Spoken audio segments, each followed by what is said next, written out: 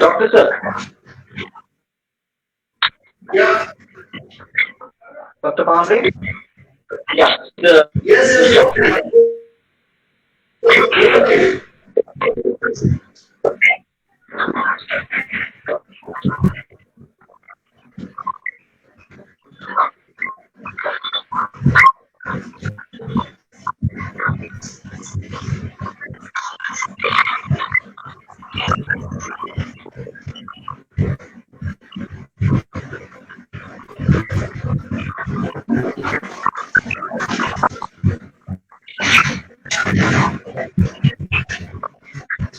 yeah, Doctor sir, are you there? Yeah, yeah.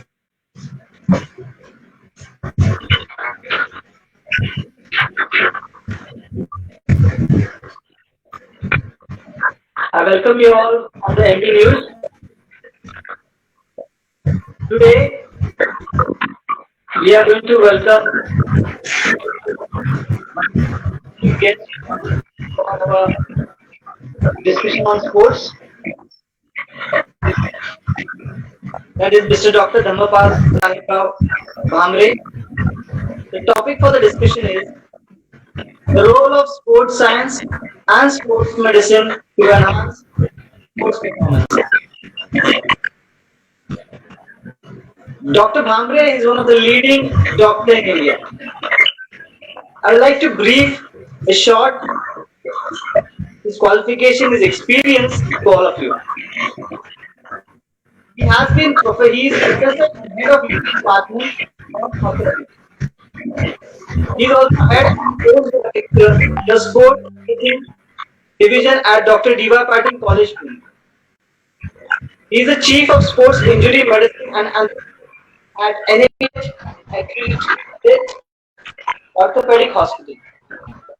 He specializes joint replacement, surgeries, and endoscopy of shoulder, hip, knee, ankle, wrist, and elbow. Dr. Bhamre is also a specialist in sports medicine, surgery, and sports science like biomechanics, nutrition, performance analysis, and enhancement. Dr. Bhamre completed his MBBS from the prestigious BJ Medical College, Pune, and then completed his master degree in orthopedic surgery with first class. Super specialization with NCA. Dr. Bhamre also completed years full time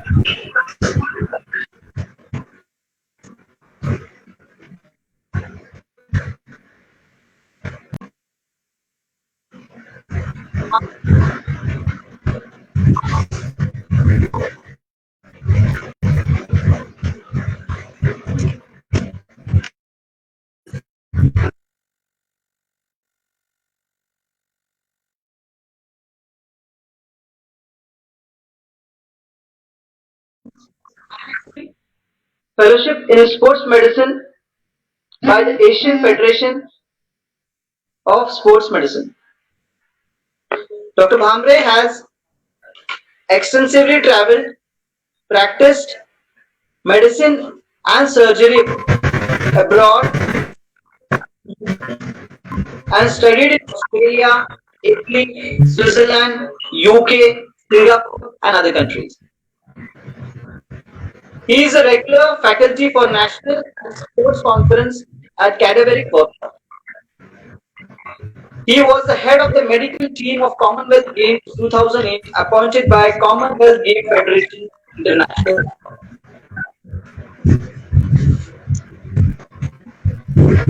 He was the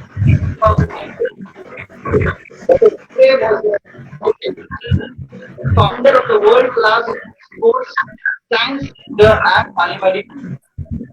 Apart from his busy medical profession, he has passion for reading, writing, traveling, and conducting seminars and workshops on science and spirituality and mind-body medicine. He devotes his spare time to propagate and teach meditation. Dr. Bhamre is a strong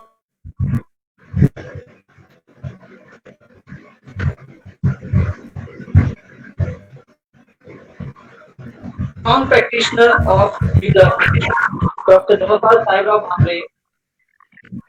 We welcome you, sir, in MB News. And the Thank you, topic, as Emily. I told you, the role of sports science. Okay, okay, yeah. And the topic, as you know, the role of sports science and medicine, sports medicine to enhance sports performance. So I would like to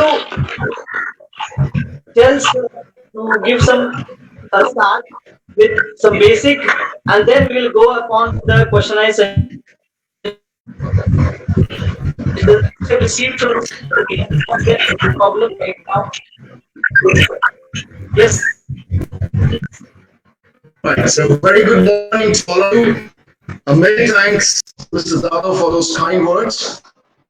I also would like to take this opportunity to thank my Bhumi News channel, the Masra Live, Mr. Heman Hausaib for his social precaution, who is taking this initiative, and Mr. Tushar Zato, who is a master's in physical education himself, and an international player in karate, a state player in boxing and fencing and so on, and an excellent coach, very passionate about sports. And he has a dream wherein he wants to really propagate sports and help all athletes from Maharashtra. And he's a coach for karate, boxing, football, fencing, and so many things. I would also like to thank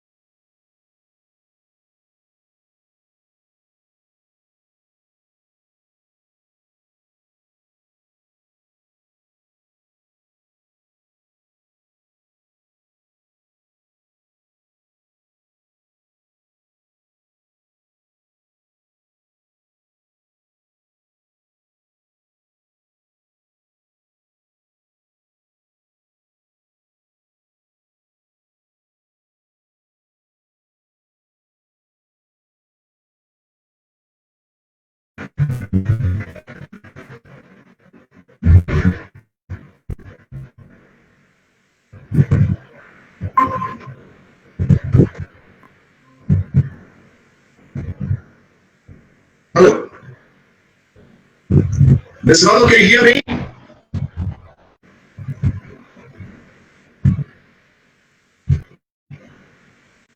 Hello,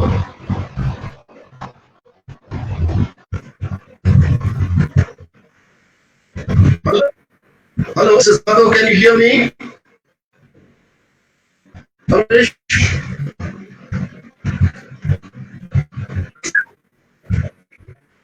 Okay, fair enough. Well, okay, so the question here is a lot of people get confused between sports medicine and sports sciences. So yeah, that's right, Mr. Zalo, there is a difference between sports medicine and sports sciences. Sports medicine is a branch deals with physical fitness, treatment and prevention of injuries that are related to sports and exercise. So most of the doctors will be sports medicine specialists, either an MBBS who would have done a diploma or a master's in sports medicine, or an MD medicine or an MS orthopedics who would have done some kind of diploma or master's in sports medicine. So sports medicine would be focusing on physical fitness, health, and treatment and prevention of injuries. While sports science would be the one to promote health and performance in sports, and would look at the body from a physical activity and sports point of view, from the cellular level to the systems to the organs to the whole body as such. And it's a very big branch. of science, and it includes a lot of subspecialties like sports nutrition, physiology, anatomy, biomechanics, biochemistry, psychology, biokinetics, body composition, anthropometry, fitness, physiotherapy, performance analysis, and enhancement, and so on.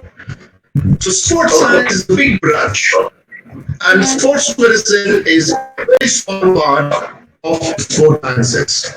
So if you happen to be sports medicine specialists treating sports injuries and other parameters, and you are also a sports scientist, that means you are going to cover the whole spectrum. But sports science is a bigger topic, and sports medicine is a small one. Now, there is something called as exercise science as well, which focuses on promotion of exercise.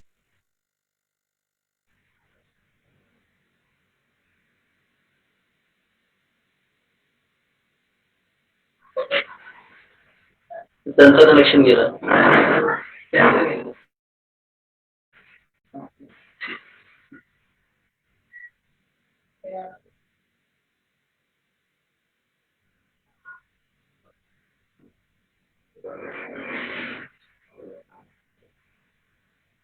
I think some technical error.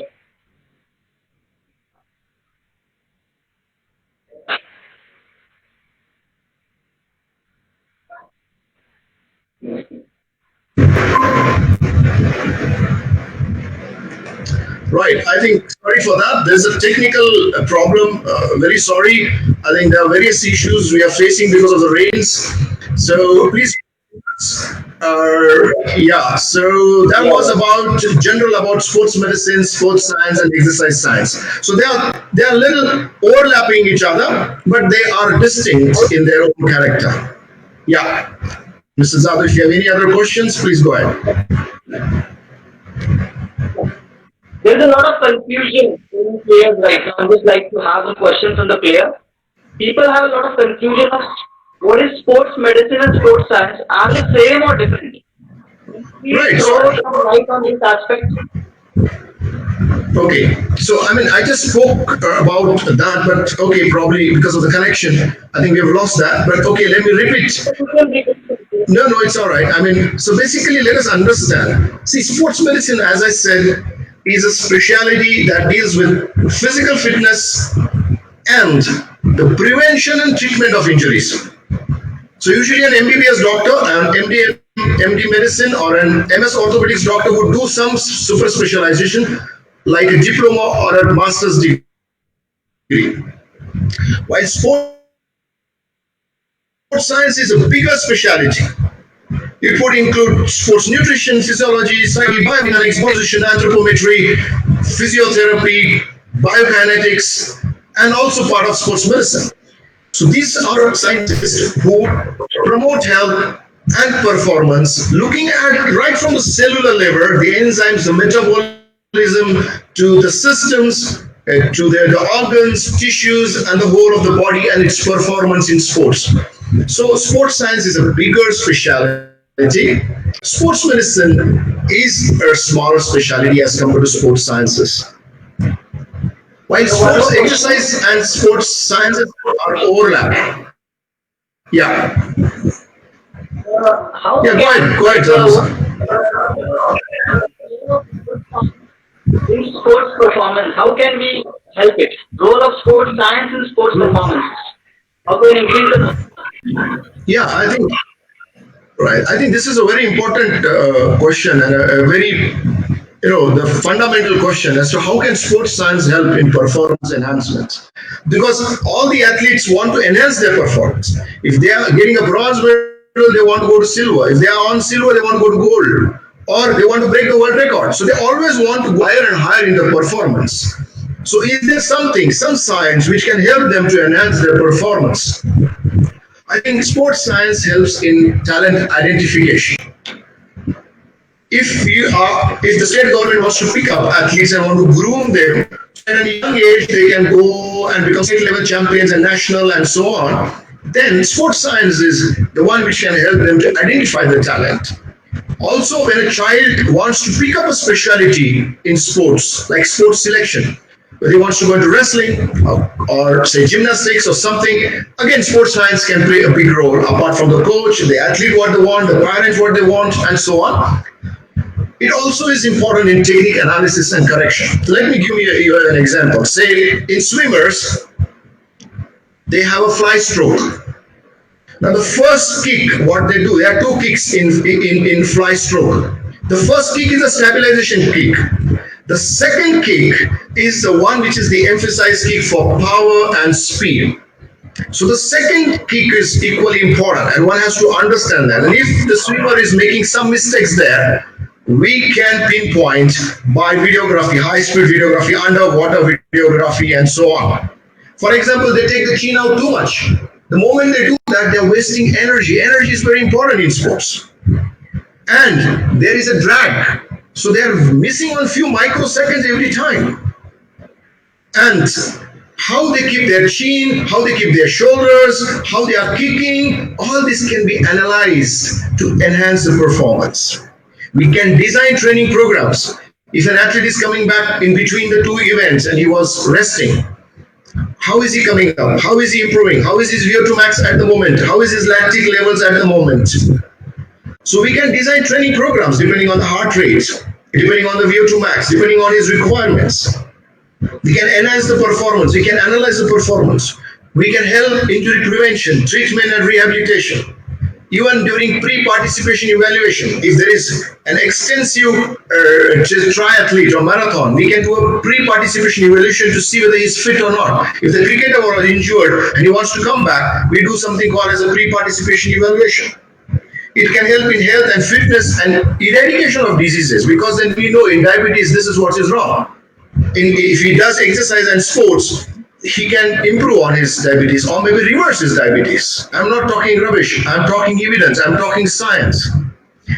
Health and education research. There's so much sports science can offer, not only sportsmen, but fitness, wellness, health, medicine, and even doctors for that matter. For example, let us say you have a young athlete, say, who wants to go into 400 meters sprinter. So what I would do is, as a sports scientist, I would collect the data of all the gold medalists of 100-meter sprinters in Olympics. And I will tell you, sir, what is your age group? You should be ideally between 18 to 25. Your height should be around 176. You should be qualifying minimum 10.4 seconds. And your ponderal ratio, that is lean body mass index, should be say 22.8 or around 24. You have a highest chance of getting a gold medal. So a sports scientist can tell you that. Even for a gymnast, say his age should be, his height is 166, around 166. His ponderal ratio is very critical in gymnast. That is a lean mass ratio. So sports science can tell you what sports to go, how to go, whether you're ready for that, and all these things. So there's a lot of things as sports science. Sports science has brought in, say, so the carbohydrate loading we talk about in runners. It has come from sports science. The nutritional timing, before and after, we say after the exercise we should have protein. When should we have protein? What kind of protein? How much protein? Before, after, with water, with milk, all this comes from sports science. Altitude training, interval training, isokinetic, VO2 max, muscle fiber typing, all this comes from the sports sciences.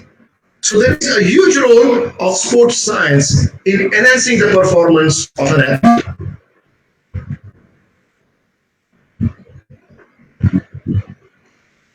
Hello, Cesar. Hello. Let me check. Is another question here. Hello, Mrs. Ado. Right. Okay, it's all right. I think they have typed a question here. Why do you think India, in spite of so much sports participation, is very low on Olympic medal tally? All right. Okay. So the question here is, in medal tally in Olympics, World Championship? Well, let me tell you, there are many factors. I think one of the important factor I'm going to tell you is the mindset of our nation, our people, our fitness, our health, our wellness. We are not doing enough for school sports participation. The support to talented and potential medalists is lacking in India, unfortunately. I'm proud of India. I love my country. But I should be honest to tell you where we are lacking. And we are not utilizing sports science enough. So we have to catch the potential medalists at a young age, at a school level, at the college level, at the university level. There has to be a support system. The educational institutes have to take up that. The parents and coaches should be motivated by the state government, by the central government. We need sports science center in every state, at least a state capital. And we should have center of excellence in training, which should be par in comparison with the world. Now, sports medicine is recognized by the world as a specialty. India is still not recognizing sports medicine as a specialty in itself. We don't have any university which recognizes it as an independent specialty in India. It's unfortunate. So why are Indians not fit? One of the surveys from Gympic, they surveyed 10 lakh people in the age group of 20 to 35 who are supposed to be the fittest group. And they fall 52% of them have no time for exercise. 36% lack motivation for exercise. 14% were clueless. I don't know. So imagine Indians are not fit. The country is not fit. The mental culture, the mindset of people, if they don't value fitness, if they don't value exercise, if they don't value health, how are they going to value sports? So building the mindset of Indians is very important. Country has to be fit. We are just khate pite ghar ke Indian. So we just have a big pot belly, we eat a lot of fatty stuff, and it is unfit nation. We are going to be the world diabetes capital in next few years. Exercise can prevent more than 20 diseases just by exercise. And the doctors should also be prescribing exercise as a drug, as a medicine. That is what I do. I may not prescribe medicine, but I do always prescribe exercise, gym, fitness, physiotherapy, and so on. We are thin, fat Indians. We look thin. We are fat. So if you say you take a person 50 kgs weight, or say 70 kgs weight European and a 70 kg weight Indian, and you do the body composition analysis, the Indian would have more fat, although he looks thinner. So we are unhealthy. Our body composition is unhealthy. So physical inactivity is going to be one of the major causes. So the first reason why Indians are not doing good in the Olympic tally is our mindsets. Our common people from where the athletes are going to come. These are the parents of the kids. If they do not exercise, the kids are not going to exercise. So how will they develop sports and fitness? So the first reason is the mindset. The second the reason is people are not aware about sports sciences. For example, you see the matches of wrestlers. Wrestling is very popular in India at the taluka or district place, and then we have the Karnataka Kesari and the Maharashtra Kesari, and you just get hold of those Kesaris and do their body composition analysis. Most of them, see, I love my country, I love my Maharashtra state. I'm not criticizing. I'm pointing out scientifically where we can improve. If we can improve at the taluka level, the district level, we will have national champions, better national champions. Now you take these people who are Kesaris and do their body composition analysis. They're absolutely chubby, they're absolutely fat. Now a world-class wrestler should have a body composition with a body fat percentage of just 7 to 10%. Now these people have 20% body fat. 15% body fat. So you're carrying excess weight without less muscles. How are you going to compete in international arena? So why can't we educate at taluka place, at district place? Now, if you're a marathoner, you need a body composition, body fat of 5 to just 11%. If you're a middle distance runner, you just need say 9% or 9.3%. You are a sprinter, you just need 8 to 10%. Now, who's going to tell our kids? Now, for example, our wrestlers, They are chubby, and at the time of event, they just want to reduce their weight by crash dieting and starvation and dehydration techniques and saunas, and they do not drink water. And the dehydrated body cannot perform. 1% dehydration is equal to 8% less performance. These are not the right technique. You may feel that you got into the lesser category, but you're losing on the performance. So now let me tell you a very wonderful observation. Now let us take for example 2008 Olympics, where we won quite number of good medals. For the first time in an individual event, we won a gold medal. Abhinav Bindra made us proud in 2008 Olympics Beijing. Yeah. So we had three medals. Two were bronze and one was a gold medal. Now let us see USA, America. Yeah. The population is 30 crores in 2008, I'm talking about. And they won medal, 110 medals. So one medal per 20 lakh population. UK, one medal per 10 lakh. Croatia, a small country, not even smaller than Maharashtra. One medal per 8.8 lakh people of their population. And India, one medal per 40 crore people. So we have so much of young population in the world, and yet one medal per 40 crore Indians. Where are we? See, sports is important. Sports means health. Sports means exercise. Sports means fitness. Sports means wellness. Sports is not a posh thing. It is a necessity. It is a must. It is luxury now anymore. Sports is important part of life. Unless we are not fit, sports will not come into our culture. So talent alone is not important. We have to maximize the performance. We have to have science. We include science in everything. Why not in sports? We need to bridge the gap between the athlete, the coaches, and the sports scientists. And sports science can do that. Coaches need to be retrained. They need to be upgraded every time. Every year they need to attend CMEs, continuing medical education. They should have regular seminars and conferences and meets. So our mindset of Indians should improve. We should encourage students at college level, schools level to participate in sports. We should have sports science, and our coaches should be retrained again and again and again with newer techniques.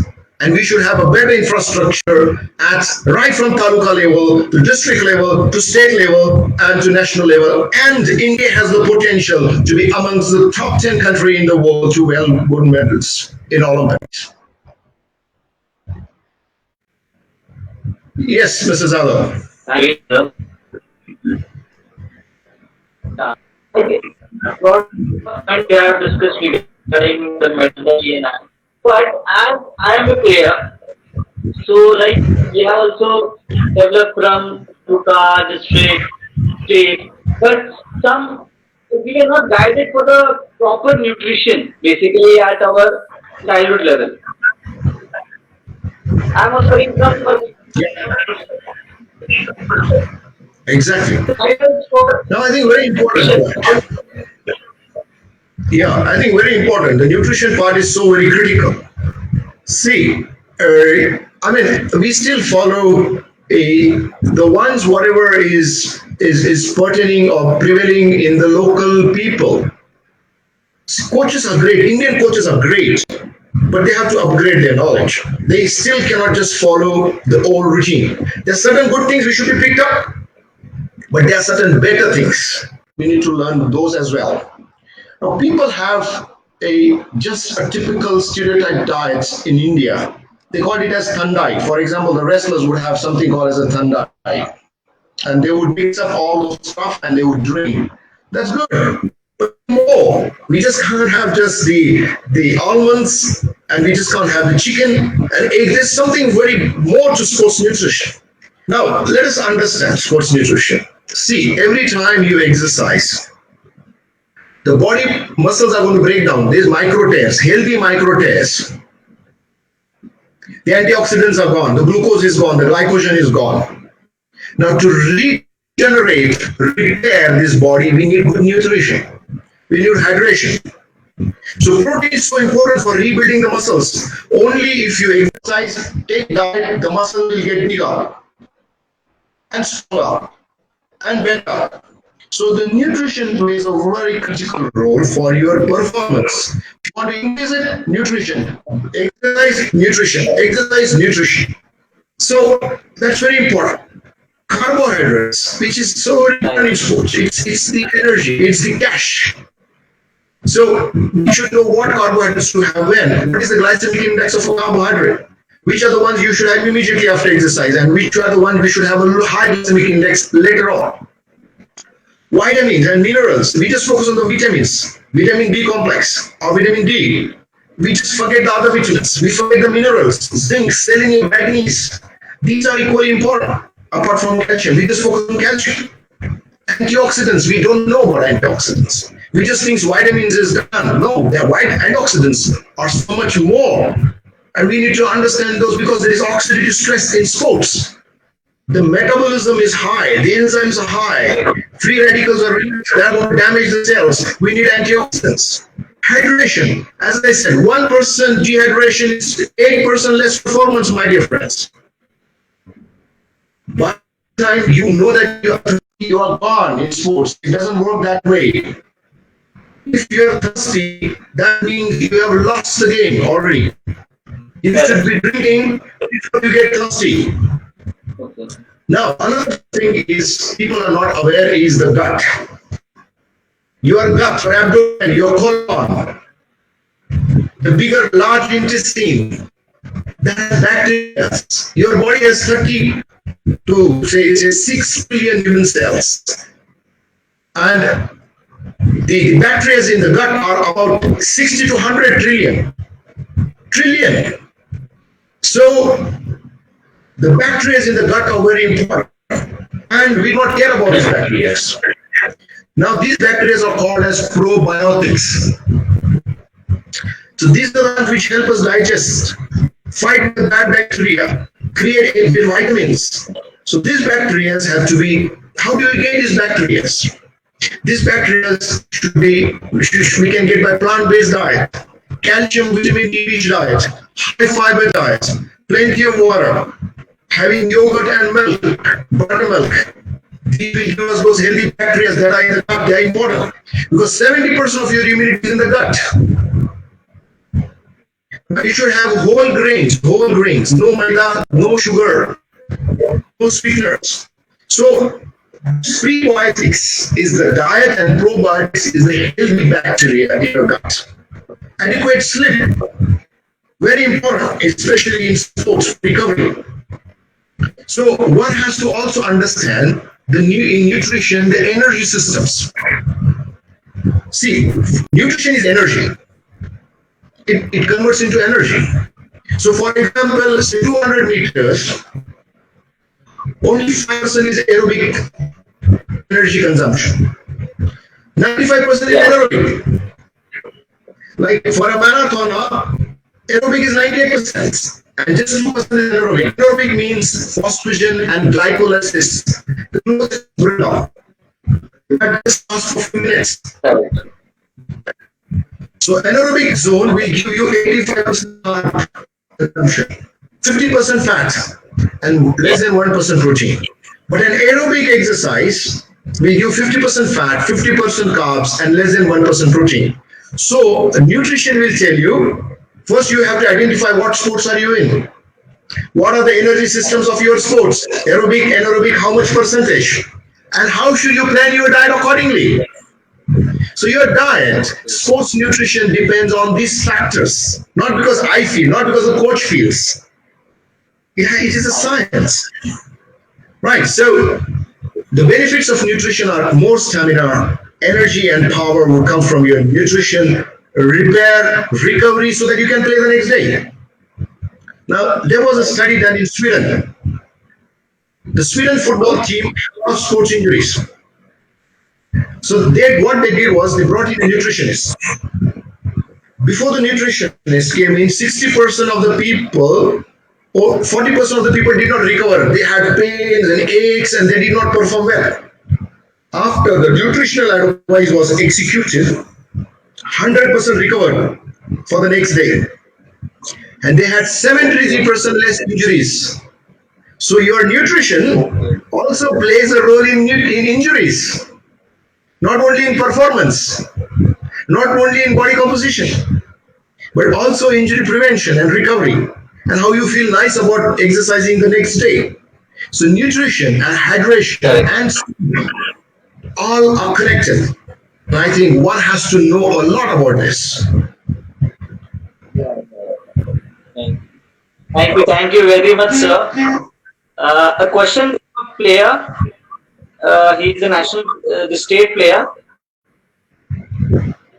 Is the question as sports physiology, how is it important in performing the role of sports physiology in performance enhancement? How it Right. helps? Yeah, again, a very important question because, see, basically, what is physiology? Physiology means the way the body works, the way the whole system of the body works. There are systems. Say, muscular system, neural system, cardiovascular and respiratory system, heart, the blood vessels, the lungs form cardiovascular respiratory system, pulmonary system. So the nervous system, the muscles, respiratory hormones which connect adrenaline and cortisol and growth hormones and so on. So the functioning of this during sports and how to optimize this functioning is sports physiology. Understanding where the problem is sports physiology. For example, a normal person, I'm sitting right now, the oxygen I'm taking in the body is just 250 ml per minute. While a person who is untrained athlete, say is doing some kind of exercise, would take 3.6 liters per minute of exercise. A trained average male athlete would take say 4 liters. A male marathoner would take 5.1 liter of oxygen per minute. Now, why this is important? Because this is going to tell us how much oxygen is required and how much is this athlete taking at the moment. That can be calculated by a VO2 max test. Now, if he's not doing well, where is he lacking? Is the lactate protein? When is the VO2 max? And so on and so forth. So there is a lot of inputs which are coming from this. Now, we have also tests for anaerobic, like the 30-second Wingate test and so on and so forth. Now, is there any ways of improving your VO2 max? Yes, we recommend them high intensity interval training, and you can and strength training as well. So that is going to increase your VO2 max. So run fast for 2 minutes or 1 minute, jog slowly for 2 minutes, sprint for 30 seconds, jog slow for 2 minutes. So that is a way the high intensity interval training will increase your VO2 max, and that will increase your aerobic performance, like long distance running. Now let me give you a wonderful example of one of the finest Olympian in the world, Michael Phelps, and how sports physiology helped him. Now, Michael Phelps was picked up by his coach, Bob Bowman. Michael Phelps wanted to be a runner, so he was practicing to be a runner. And Bob Bowman said, Michael, I think you should be a swimmer. And he took the right decision. And world got the best Olympian in the world with more than 26 medals. He's 6 feet 4 inches. Excellent height for a swimmer. But most importantly, he has short legs, big foot, a long span of 6.7, 6 feet 7 inches, although his height is 6.4. Excellent VO2 max, excellent cardiorespiratory system. He is completely suitable to be a swimmer. And this was the sports physiologist who could pick it up and train him to be a swimmer. So sports physiologists can make you an Olympic player as well. Now, people also, there's something called as a low oxygen chamber training in sports physiology. Michael Phelps does everything and then goes to a swimming pool which has low oxygen chamber. The whole swimming pool is low oxygen chamber.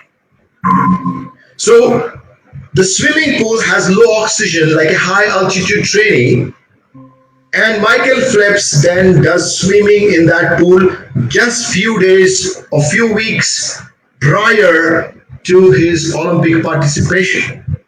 And that comes the role of sports physiology.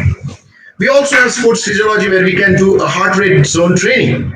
For example, you want to have a fitness heart or a healthy heart, right? So you would be doing the training at say 50 to 60% or 70% of heart rate max.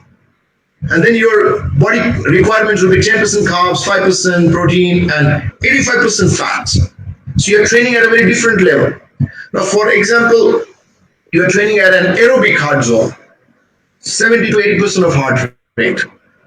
And then you'll consume 50% fats, 50% carbs, and so on. So I was talking about Michael Phelps and how sports physiology helped him, how low oxygen chamber and high altitude training helped him to get gold medals, apart from the way he's built and how his coach picked him up. So we talk about VO2 max, we talk about aerobic capacities, and we talked about how can we improve them and how we can train ourselves in different heart rates to get whatever performance we want. Now, for example, an endurance athlete, how would he get a world gold medal? High VO2 max, endurance athlete, plus high economy is equal to world record. So how does economic running comes? Of course, it's genetic to a certain extent. The type of fibers you have, the biomechanics, how you're running, how your knee is going up, how much is it going, what is your anthropometry. We'll talk about it. Like somatotype, what is he? He should be preferably an ectomorph. Legs should be long as compared to the body. A narrow pelvis, narrow shoulder. His legs, calf should not be big. Because at the end of the leg means he has to drag. He has to have a low body fat. And you see the Kenyans and the Ethiopians? That's a typical body of a marathoner. The shoes should be light, well cushioned. The technique, stride length should not be too much or too less. It should be moderate.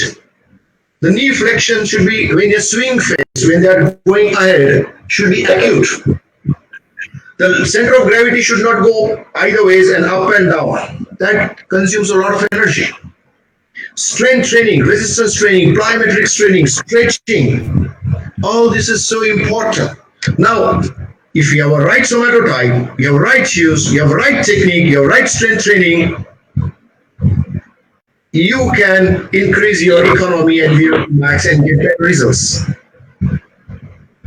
Right, so we just saw this. I think the initial system, energy systems, physiology also talks about energy. For example, if you are a 100-meter sprinter, you want to jump, you want to weight lift, a power lift, diving. When you are diving, you are consuming different energies. When you are swimming, you are consuming different energies. In football dashes, so here you are going to use the phosphagen system. For example, in 100-meter dash or 100-meter swimming or tennis or soccer, you're going to use the lactate system or the glycolysis system where pyruvate and lactate are used or are produced. In aerobic, you're going to use a different system. So all this is physiology tells you. The fast twitch muscles or the slow twitch muscles, how much you have. For example, the fast twitch muscles are bigger. The slow twitch muscles would be smaller, but they would have a lot of blood vessels around them. They would be using mitochondria as a system. They would have a lot of mitochondria in them so that they can do aerobic exercise. They can use oxygen very efficiently. So how much is the muscle type you have? Physiology will play a big role in that. I think Michael Phelps is a great example, and we can talk the whole thing. I can talk for 15 minutes to Michael Phelps and how the physiology is correlated to him. So physiology is very important in sports, and a lot of your sports performance depends on physiology.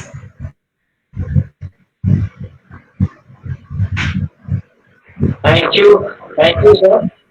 Great brief of physiology and how it can enhance. So one of the questions from player is like I'm also a player. So I've heard about biomechanics, and that is very much important right now because what should be done, how you can improve yourself, a player. How it helps for a sports person, he should know his biomechanics or he should get into his touch with it, and how he can guide. Yeah, I think India somehow is not understanding biomechanics. It's so very important. See, what is mechanics? Mechanics is a branch of physics which deals with motion. So, biology in motion or a human being in motion, the study of this is very important because sports is motion. You cannot have a sport standing. You have to move, you have to run, you have to jog, you have to play. So, understanding this is very, very crucial. It's very, very important. Now, where I was working in the UK, in one of the sports lab, in one of the sports universities lab, the biomechanics lab is like a stadium, a mini stadium, a small indoor stadium. It is so huge. You can play almost all the sports indoor and they can capture with high speed cameras and optoelectronic motion capture systems and so many gadgets. And while playing, they can observe you, how you're playing, how you're performing, what wrong moves are you doing, how much of energy are you consuming by various gadgets. So all this is done in a biomechanics lab. Rowing, the whole rowing is there. They can throw, they can play basketball. So it's like a big biomechanics lab. A lot of understanding, research, performance analysis, and enhancement goes in the biomechanics lab. So sports biomechanics is very, very important to understand. Now, there is a static component and there is a dynamic component. The dynamic component is the kinematics and kinetics. Kinetics is the study of motion of the bodies with respect to time, displacement, velocity, and speed. So, for example, you are throwing a javelin. How and what angle it is going? What height it is going? What is the acceleration? Then the deceleration. All this can be calculated and predicted that what is the distance the javelin thrower is going to throw. So this, we just throw and we say, okay, he's good. He's at a state level. But he can't go at a national level. But who is analyzing his throws biomechanically? Who is calculating his angles? Who is calculating the power he's generating in his elbows? Who is calculating the angles at which his shoulder is? What are the muscles which are firing? Who is going to calculate all this? Who is going to tell him that he is firing the wrong muscle first?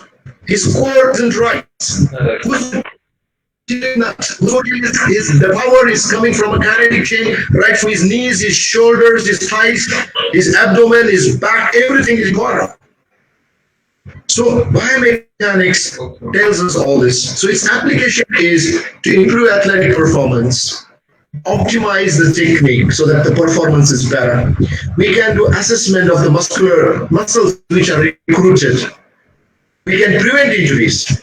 We can analyze the gear. For example, you bring a new racket or a new ball. You have to do biomechanical analysis before it comes to the market.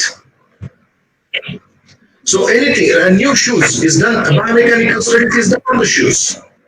The gait analysis, it can be used for gait analysis. The various equipments what we use, as I said, in the lab where I was working in UK, was the optoelectronic motion capture system. There are markers and it can calculate the angles in three-dimensional, how the body is going, how he is throwing, how is he jumping, what is his ground reaction force when he's jumping and he's bouncing back, what is the force he's generating to push himself or he's injuring his knee, because the ground reaction, for to every action there is equal and opposite reaction. So when he's doing this, there is a ground reaction to his knee. So, for example, a runner just cannot propel. He has to push the ground. The pushing of the ground is going to give him the acceleration.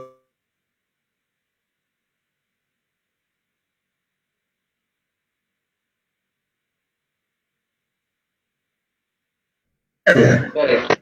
And who's going to Correct. tell you? It is that equipment. And what the equipment is going to take, who is going to read it? The sport mechanics or the sports scientist. And who's going to tell the coach, your athlete is not doing well? The sports science is going to tell. The sports biomechanics is going to tell. The sports scientist is going to tell. So all this, for example, he's starting off. He's firing. His muscles are not firing the way it should. What muscle should fire first? Who knows? Even the sprinter doesn't know the coach. Most of the coaches. See, I have a great respect for coach. Coach is the most important person after the athlete. But there are people who are not aware. I'm just trying to point out where we can improve. My criticism is a constructive criticism to improve, not to criticize. So don't misunderstand. So the sprinter doesn't know which muscle should be firing first, but he will not know because the body doesn't tell us. We need wireless EMGs to find this out. So here comes sports biomechanics. Now let me give a very interesting example. We know Muralidharan, right? The bowler, Deshbandhu Muthaiya Muralidharan, the cricketer, right? He holds the world record for Test cricket bowler. Wickets. He has 800, more than 800 wickets to his credit, and he was labeled as the Wisden Cricketer Almanac in 2002 as the greatest bowler. Now people objected to his technique. He was doing the same. And people say this is wrong. This is not according to the ICC rules. So who said that he is playing right or wrong? It was the sports biomechanics. The sports biomechanists are the one who took him to the lab, to the sports biomechanics lab. He had all those markers, and he was asked to do the bowling in the lab. And they calculated every moment, fraction by fraction by fraction. And they gave a report to the ICC. He is not wrong. He is correct. So the biomechanics has a huge role, and I think India needs to really come up with this. Government officials are listening to this. Please take a note. If you want your country, if we want our country to come up, sports medicine is also important. So, great, sir. So, as it is very important for everyone with respect to what you explained biomechanics, but as you know, the players are performing well in international level, but at Olympics or they're performing best at state level, they're not performing best at national, or they're performing best at nationals, but they're not performing best at international. So, what mental pressure is there, and how sports science can help this mental pressure to the players? Yeah, I think it's very important. It's very important. I've seen talented athletes, a lot of skill. They are excellent in their sports, but mentally they are not up to the mark. Physically and in skills they are excellent, but the mind, when it comes to the pressure, they just succumb. And here comes the role of sports psychology. Now it examines the thoughts and emotions and how it influences the athlete's behavior in sports. It's a complete science in itself. And a lot of brilliant sports psychologists are coming up in India nowadays. So it not only takes its behavior and how it influences the performance, but the mental health and the stress management of the athlete. See, sports is a fun thing. Sports cannot be serious. It has to be enjoyed. So the athlete should be happy to enjoy the sports. I think we have lost Zado sir, but it's okay. So the role of sports psychology is it helps to cope with cope with the performance fears. There is something called as performance fear, the fear of failure, the fear of embarrassment. What if I fail? What will people talk? These are the people. Sports people are usually perfectionists. They worry too much how their performance is going to be and how the coach is going to feel and how people are going to look at him. So the sports psychologists can take care of this performance anxiety or fears. They improve their mental skills, the confidence, the focus, the composure, intensity, and the trust of the athlete in his own performance.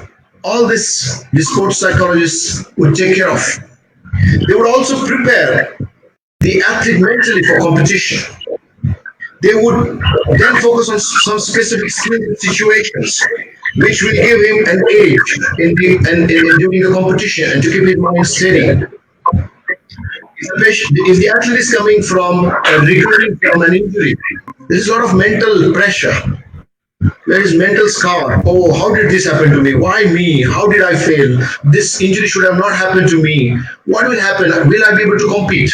Sports psychologist again plays a lot of important role in that as well. Performance anxiety or during the competition, before the competition, after the competition, or even recovery, the sports psychologist plays a big role. It also helps in develop regain the routine, pre-shots, practice efficiency. All this is very important. And few of the techniques what the sports psychologists use, say the reaction time machines or biofeedback. Nowadays, biofeedback is a lot. So what I do is we connect the athlete. And the athlete feels as if he's doing, say, suppose he is in 100-meter sprinter.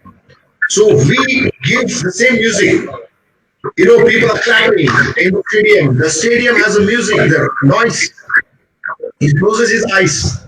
He has an ECG machine, oxygen machine, a heart rate machine, a respiratory machine, EEG machine. He's connected. And he's just closing his eyes. But he's visualizing the same situation what is going to happen when he's going to be in competition. If he's not trained, his heart rate will go up. He'll start breathing too much more than what is required. Now, then we tell him, okay, now relax, deep breath, okay, focus on your positive attitudes. You're going to win. Just imagine this is your routine practice. Don't think it's a competition. It's your home tough. And that's the way we cool him down. And he realizes, he can bring his heart rate down. His respiratory rate unnecessarily goes up. His stress, anxiety level comes down. So biofeedback is very important. So these are the machines in the lab that can help them to reduce that performance anxiety or how to face the competition as if it's a routine.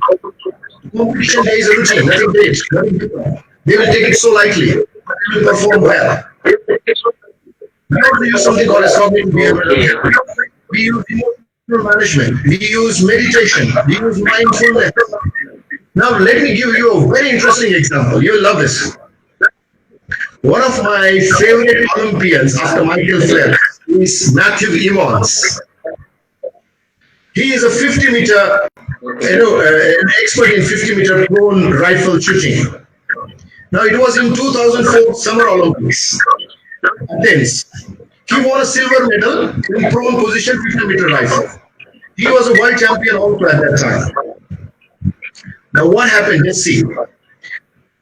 In that Olympics, he has already won a silver medal. He's a world champion. That means he has caliber. He's a competent person. He's a talented player. Okay. Now, another event, same Olympics, now fighting for another medal. Okay, he has already won a silver medal. Three-position competition event. This is something called as a three-positions competition event in shooting.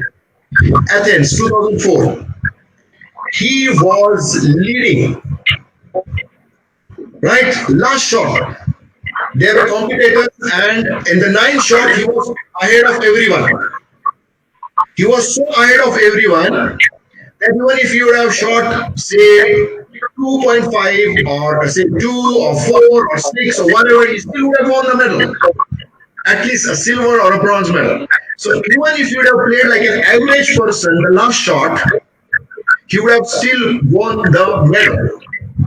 Okay, so last shot, he's going to fire now, and he doesn't get a bronze, he doesn't get a silver, he doesn't get a gold. Why? Because he misfires his target. He misfires the target of somebody else.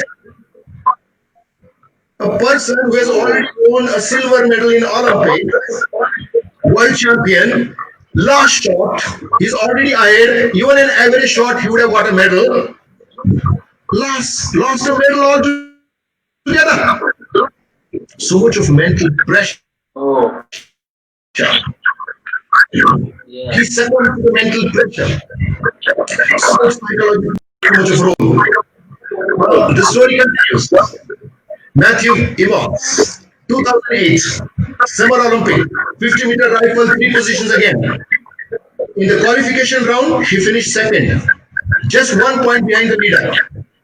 Now, in the 10 shots, the final match, 8 shots were done. Evans extended a lead of 3.3 over everyone. Now, only 2 shots are remaining. And even if you have continued, because he was already proven that he is a talented person, he could not get even a bronze medal again. The last shot he fired 4.4 instead of 10 or 9 or 8 or 7, which is average mental pressure. Let me give you another interesting example. Our own golden boy, Abhinav, I'm proud of him. He is a great person. I admire him. We as Indians are proud of him. But as a sports scientist, I should analyze where he has gone right and where he could have gone better. So it is not a criticism, it's an analysis. In 2008 Beijing Olympics, gold medal. Yeah. Fantastic. 2012, lost in the qualifying round itself, 16th place. Rio 2016, 4th place. You know why? He was already a Commonwealth Games champion. He was a world champion. He was an Olympic champion with gold medal. So he's an excellent player. He's a talented player. No, the talent wasn't a problem. The problem was anxiety, performance anxiety. The stress that all Indians were watching him and how is he going to perform. He succumbed to that stress. The second problem is, you see how Abhinav Bindra is? He's slim and trim, he's a handsome guy, but unfortunately, he doesn't have an athletic fit. His core isn't strong enough to hold that rifle weight for so long. I don't say it's not enough. I said it could be better. I said he had a lot of back problems. He had a lot of back problems. His core could have been better. His sports psychological sessions could have helped. And he would have 100%, I'm sure, would at least have got bronze or silver in the next Olympics. So see how sports psychology plays an important role. So to tell about sports psychology, never let your head hang down. Never give up and sit down or grieve. Find another way. It's not whether you get knocked down, it's whether you want to get up again and you get up again. This is from Vince Lombardi. So sports psychology, very, very important. So, great, sir, regarding the psychological part, very important role with respect to each and every player, though he is a world-class player, Yeah. or though he is a national player, though he has got medal in Olympics. So good experience of this. Thank you very much. Like I told you that there are lots of problems in every player's part, and that the most important part is injury. And every player once in a lifetime goes from this common injury to any other type of injury in the body. So how do we overcome this? and how we can avoid this basically injury and how we can know all this to Well, avoid it as well as how to overcome. yeah, I think the common injuries what the athletes or the sportsmen face are the soft tissue injuries. But they can be both injuries as well, and the injuries of the joints or the spine as well, or the neck or the brain as well. But most of them are the acute soft tissue injuries. This can be classified as acute traumatic injuries or chronic overuse injuries. Because the athletes are doing the same thing every day, the bones, the joints, the muscle, they get overworked, and they have micro tears, repair, micro tears, repair, micro tears, repair, and someday they would have an injury. So usually are say cuts or abrasions or skin bruises. There's something called as a sprain. Sprain means stretching injury of the ligament. It can be grade 1, 2, or 3. Grade 1 is just a stretching injury. Grade 2 is a partial cut. Grade 3 means complete cut of the injury. So usually grade 1 and 2 we manage without surgery in some kind of a plaster or a splint, rests and medications. Grade 3 usually needs surgery. And the good thing is now sports medicine, sports injury specialists are there in India, and they're very good. A lot of people all over India they're doing great work. A lot of orthopedic surgeons are specialized in managing sports injuries, and they do a very good job. And we usually, if it's a joint problem, we do with arthroscopy, which is a keyhole surgery. Now, what is a strain? Strain means a stretching injury of the muscle. Again, we can grade it. Dislocation means there's a joint and the joint gets dislocated. Joint comes out of place. It's dislocation. The commonest dislocation in sports is the shoulder, followed by the elbow, the fingers get dislocated, or, well, for that matter, any joint. The other problems is fractures, minor fractures either. And overuse injury means they develop something called as bursitis or tendinitis. The tendons get inflamed, or a stress fracture. Back problems. So what are the causes of sports injuries? I think the problem here is improper or poor training practices.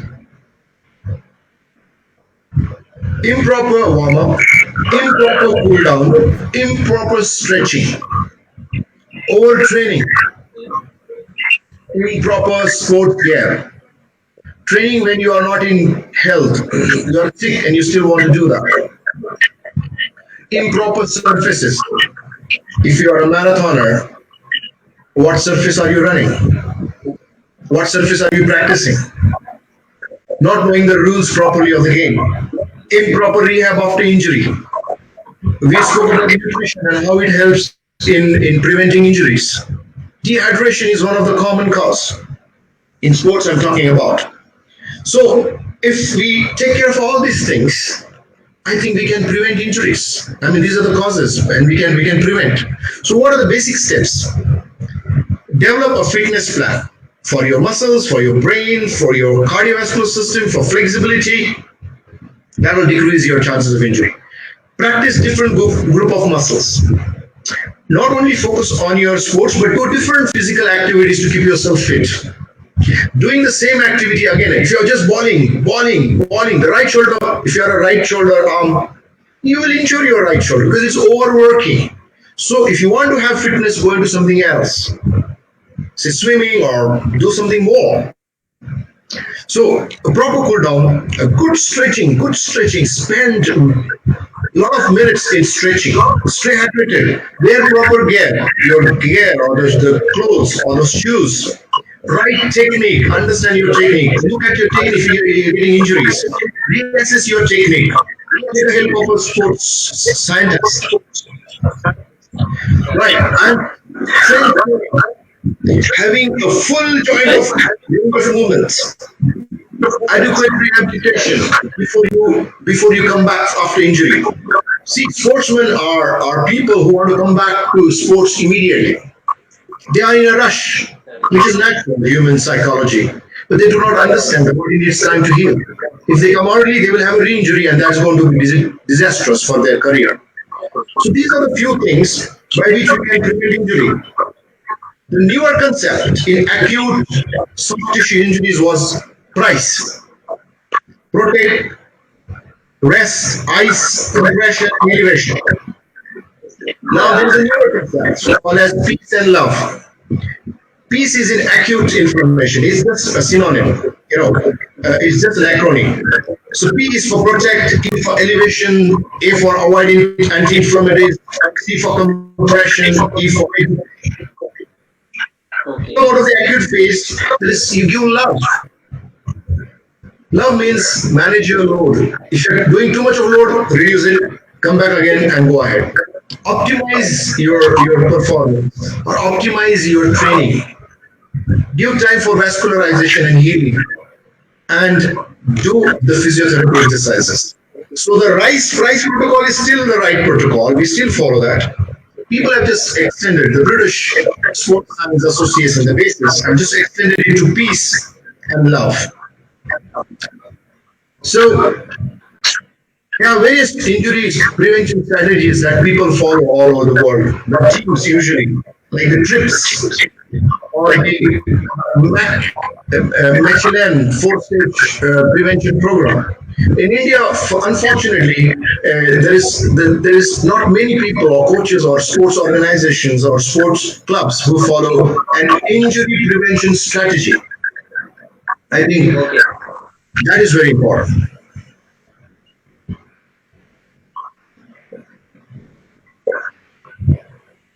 Thank you, sir. Yes, Great example of all these things of injuries. But though I am a player, I'm also facing with a lot of problems, a lot of injuries.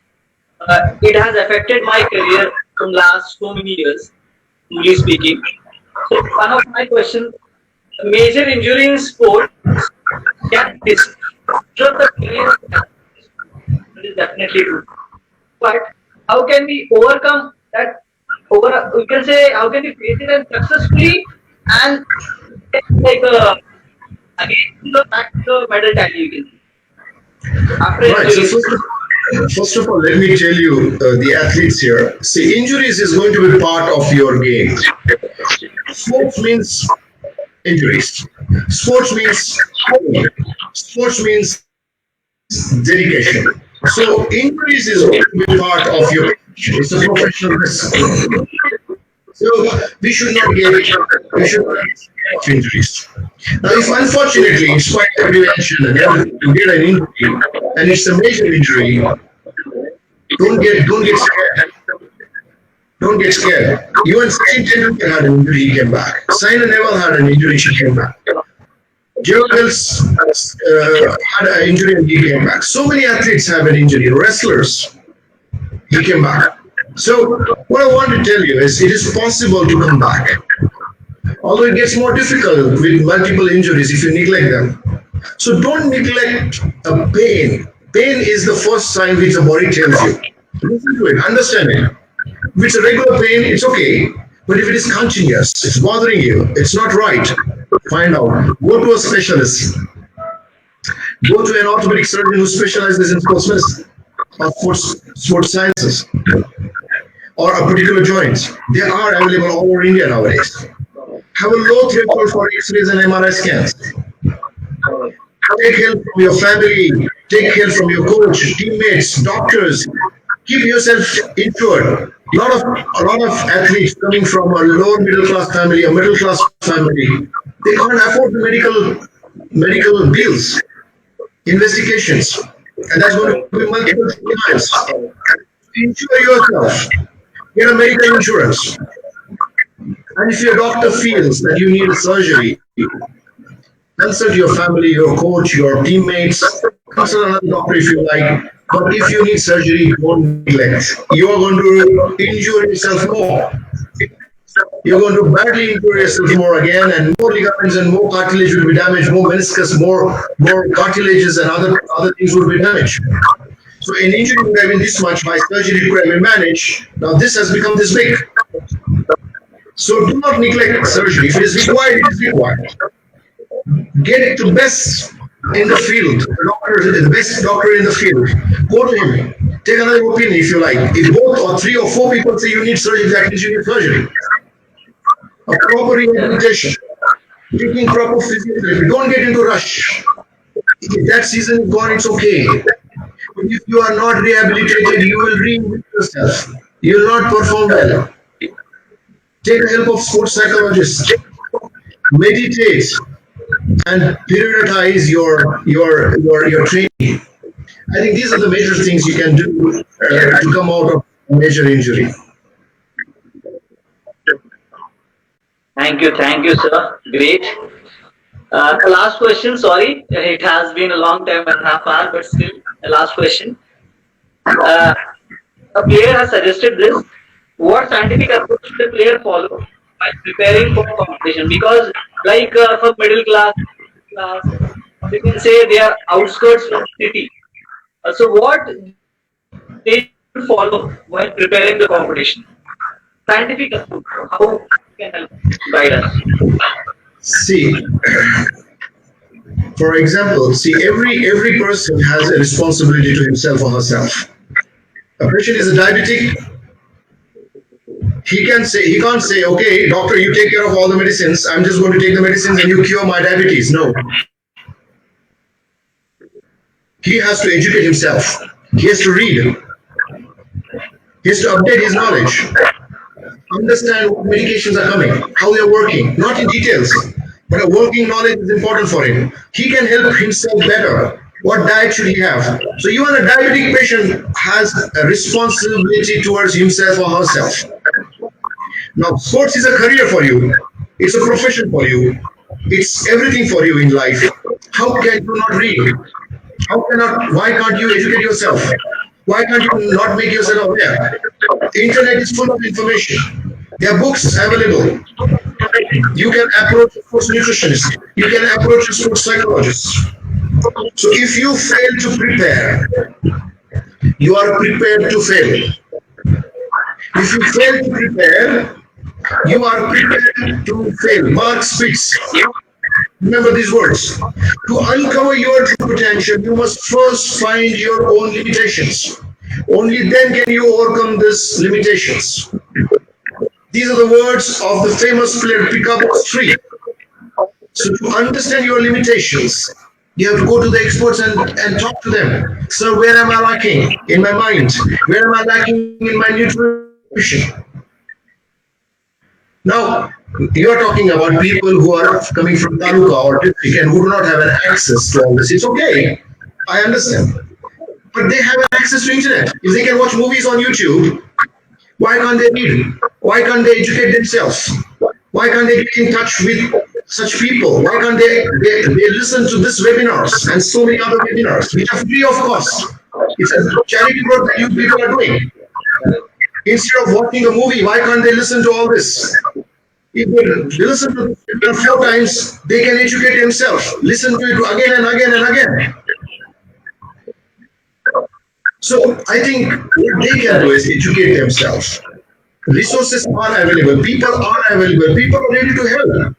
One of my friend, he's a sports psychologist trying to help Olympians. He said, I'm ready to help free of cost if there is a poor person. People are ready to help. You are not ready to ask. Unless you will, what the other person will say, no. But at least ask. Come to me. I'll send you my WhatsApp number. If somebody wants my WhatsApp number, you can write it down. 7507 899 338. I repeat, 7507 899 338. I'm available on Facebook. I'm available on Instagram. I'm available on Twitter. I'm available on WhatsApp. The next thing what they can do is periodization. They have to understand. They have to plan. They have to have a timetable. They can make a timetable per week, per day. They have a paper, they have a pen. They have a coach. When is the event? Where have they started? Right? So they're giving a load. They'll fatigue. They will recover. Increase the load. Super compensation. And they reach a peak just before the event. So they have to periodize. Do not overtrain. Overtraining or excess training does not produce performance. Our traditional coaches feel ज्यादा करो, ज्यादा करो, ज्यादा अरे ज्यादा करने की जरूरत नहीं है. ऑप्टिमल करने की जरूरत है. जितना जरूरी है उतना करने की जरूरत है. ज्यादा किया मतलब अच्छा होता है ऐसा नहीं है. उससे फटीग एक्यूमुलेट होता है. That can cause many injuries, illness, burnout, fatigue, and reduction of performance. Over training is not the solution. Optimal training is the solution. See, let me give you an example. Our Sushil Kumar, who is a wrestler, is an Indian freestyle wrestler, an Olympian. He got a bronze medal in 2018 in Beijing and a silver medal in London Olympics. See, he was already a world champion. He had a bronze medal in the Olympics. He got name, fame, and money and everything he had. In 2012 Olympics, he could have got a gold medal. He lost it. You know why? One of the reasons could be incomplete recovery. He had events so fast. He didn't have a sports physiotherapist, dedicated sports physiotherapist. He didn't have a sports masseur with him. When you're competing at an Olympic level, at a silver and gold medal level, you need everything else. So we need to plan at what level you are. Another thing I would recommend all the people who are in the periphery is maintain a diary of your diet and a hydration plan. Write down how much glasses of water you had, how much bottle of water you had, when you had, what fruits you, how many times you go for urination. What was your diet during practice or recovery? What should be the diet prior to the event? 1 month before, 1 week before, few days before, 1 day prior to the event. What are you going to eat? You should know beforehand. अरे आज चलो अंडा खा लेते हैं, अंडे से ताकत आता है. No, that is useless. That means you have lost the battle already. What are you going to have during the event if it's a long distance event? What are you going to have after the event? This diary has to be maintained. The water diary, the hydration diary has to be maintained. Where are you going to do what? How much practice? How many hours? How are you going to increase your load? You have to write down. You are going to write down. You're not going to put everything on the coach. Just like the diabetic patient putting everything on the doctor. You take care of me. I don't care. No, you are also responsible. Low self esteem is a crime. ज्यादा से ज्यादा क्या होगा? Gold medal नहीं मिलेगा. ज्यादा से ज्यादा क्या होगा? मेडल नहीं मिलेगा. Get the fear out of you. Fear is not right for performance. Do the visualization before going to an event. Sit in a small place, a quiet place. Visualize the whole event. You are standing, people are clapping. You are there in the position. You're okay. On a mark, get set, go. You're going full speed. Your heart rate is there. You're taking deep breaths. You're keeping your legs as is instructed by the coach. And then you go and I won the medal. This complete visualization prepares your body. The connection between your mind, your brain, your muscles increases.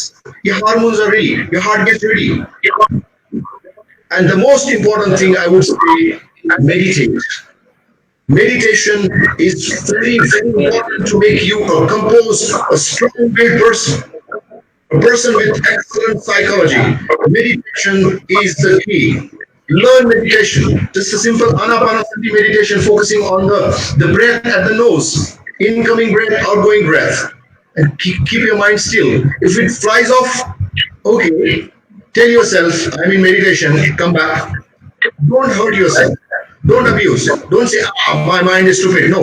Say, okay, it's okay. I'm in meditation. Good thoughts, bad thoughts, there is nothing. They are just thoughts in your mind. इसने ऐसा किया, उसने वैसा किया, ये thought है आपके mind में. उसको react ही मत करो. Just focus on your breath. Any thought comes, just tell yourself it's a thought. वो real situation नहीं है. गलत हो, अच्छा हो, बुरा हो, कुछ भी हो. Thought है बस. And then you will start coming down. Your nerves will start coming down. You will perform better. You will feel better. You will start enjoying sports. Sport has to be enjoyment.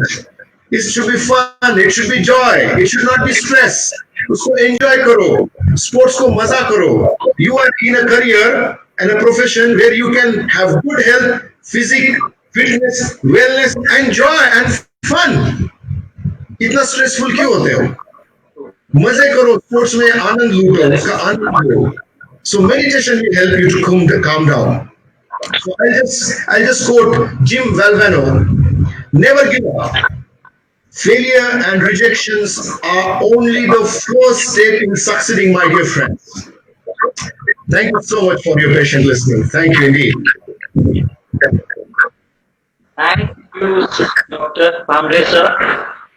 It was really very fantastic, fantabulistic knowledge what you shared with us in very, though it's very short. Knowledge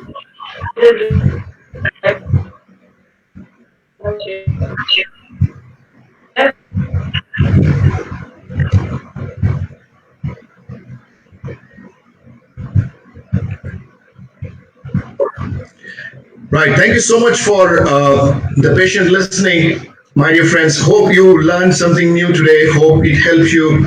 To get in touch with me, I'm on Instagram, Twitter, Facebook. You can just click, and if you really like this, please like on my Insta and my Facebook. So, and we will look forward to doing a lot of webinars like this. Send back your comments, suggestions, so that we can improve and I can bring what you want. If you let me know, sir, if you want a dedicated session on sports nutrition, I'll be happy to conduct on that. You say, sir, I want a specific on, say, sports psychology. We can do that for you. How to enhance performance, a dedicated session on that, we can do on that. You want to have on injuries, say knee injuries or shoulder injuries, or on a particular, say, a group of wrestlers want to come and say we have wrestling problems. A group of runners or marathoners come together and they say, sir, we want a webinar on marathon. We can do that for you. So we are more than happy to help you. Get in touch. I told you my WhatsApp yes. number. You can connect me to Facebook, Twitter, Instagram. We are more than happy to help. Thank you so much, Jadoo Saab and Bhavesh and Portney sir and the channel for giving me this opportunity. It was indeed a pleasure to be with all of you. Thank you so much.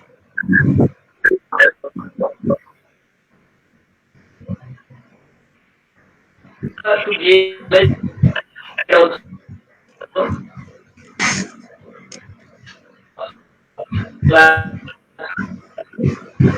thank you.